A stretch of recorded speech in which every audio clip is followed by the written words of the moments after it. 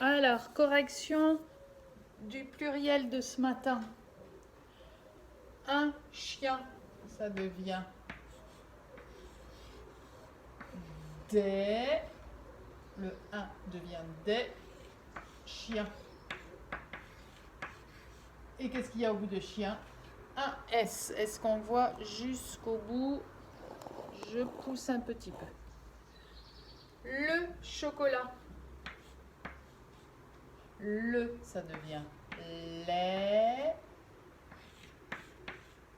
Chocolat, qu'est-ce que je vais mettre au bout? Un S. Une trousse.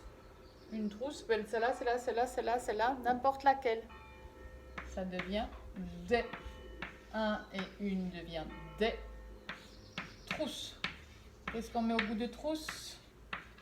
Il y en a plusieurs. Un S. La chaise, le et la, ça devient les chaises. Avec toujours au bout le fameux S. Les noms prennent toujours S au pluriel. Certains vont prendre X, on le verra. Je ne sais pas si on le verra en fin d'année, je suis plus sûre de rien. Au pire, vous le verrez l'année prochaine. Et les verbes, vous vous souvenez, le verbe, c'est l'action. Et bien les verbes au pluriel, ils prennent aussi quelque chose, mais c'est pas un S. Et ça, c'est quand même un peu compliqué, mais le français est compliqué. Ils prennent NT. Et c'est pour ça, souvent, vous voyez des mots qui finissent ENT et on ne prononce pas en. C'est juste la marque du pluriel des verbes. Je vous montre. Un chien aboie. Si j'écris un chien aboie, aboie, ça s'écrit comme ça. A, B et oie, bois, le E qui est muet. S'ils sont plusieurs, les chiens à aboyer, on va prendre une autre couleur. S'ils sont plusieurs, ça fait des chiens aboient. Des chiens aboient. Et bien, je vais mettre le N et le T. Et ça me dit qu'ils sont plusieurs, mais je ne dis pas des chiens aboiants.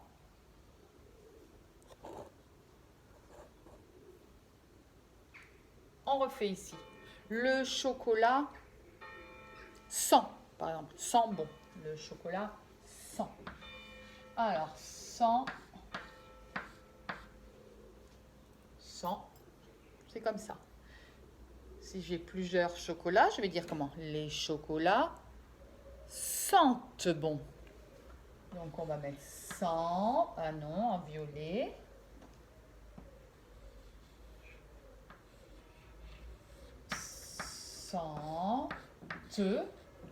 Sentent. Le problème, c'est qu'il y en a plusieurs. Pour le montrer que c'est un pluriel, je mets un N et un T. Mais je ne l'entends pas. D'accord? Une trousse se ferme. Allez. Se et plus loin, ferme. C'est deux mots différents. Une trousse se ferme. Des trousses au pluriel.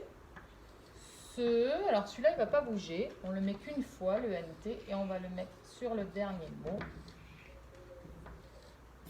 Ouh là là, mon tableau là, il a du mal à marquer. Se ferme, je mets NT.